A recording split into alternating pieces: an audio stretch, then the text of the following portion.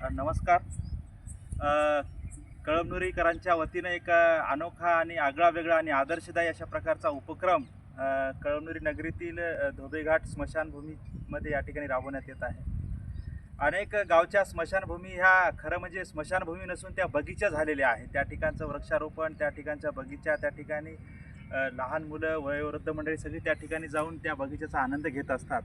आणि अशाच प्रकारचं आपल्या कळमनुरीमध्ये सुद्धा असं बगीचाची उभारणी व्हावी म्हणून या ठिकाणी कळमनुरीमधील जे पर्यावरणप्रेमी मंडळी आहे, सामाजिक, राजकीय व तसेच व्यापारी मंडळी, डॉक्टर असोसिएशन या सर्वांच्या सहकार्याने या कळमनुरी नगरीमध्ये असलेल्या सार्वजनिक स्मशानभूमीमध्ये या ठिकाणी अशा प्रकारचा अनोखा उपक्रम या ठिकाणी राबवण्यात येत आहे.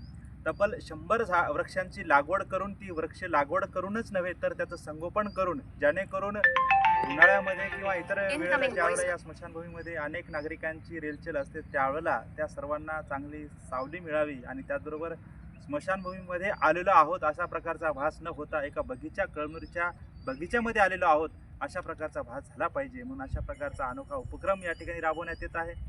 तसेच स्मशानभूमीचं आणखी एक अनोखं एक आगळं वेगळं वैशिष्ट्य म्हणजे असं की या स्मशानभूमीच्या या क्षेत्रामध्ये अशी 3 झाडं जी 200 वर्षे व त्यापेक्षा अधिक जुनी असलेली वडाची झाडं आहे, या ठिकाणी त्याचं जीवित करण्याचं काम या कळमनुरीकरांच्या वतीने विशेषतः नंदुभाऊ तोष्णीवाल व तसेच कळमनुरी डॉक्टर असोसिएशनचे अध्यक्ष doctor L D Kadam sir व तसेच कळमनुरी नगर परिषदेचे माजी उपनगराध्यक्ष आणि सर्वच पर्यावरण प्रेमीच्या वतीनं सर्वच डॉक्टर असोसिएशनचे सर्व सदस्य मंडळी या सर्वांच्या पुढाकारातून या ठिकाणी एक चांगला अनोखा उपक्रम या निमित्ताने राबवण्यात येत आहे. निश्चितच एक चांगला उपक्रम आहे आणि एक भविष्यामध्ये जसे ऑक्सिजनची टँक असते तशी एक ऑक्सिजनची टँक म्हणून सुद्धा या ठिकाणी स्मशानभूमीकडे या ठिकाणी पाहण्याचा योग खऱ्या अर्थानं या निमित्तानं येणार आहे.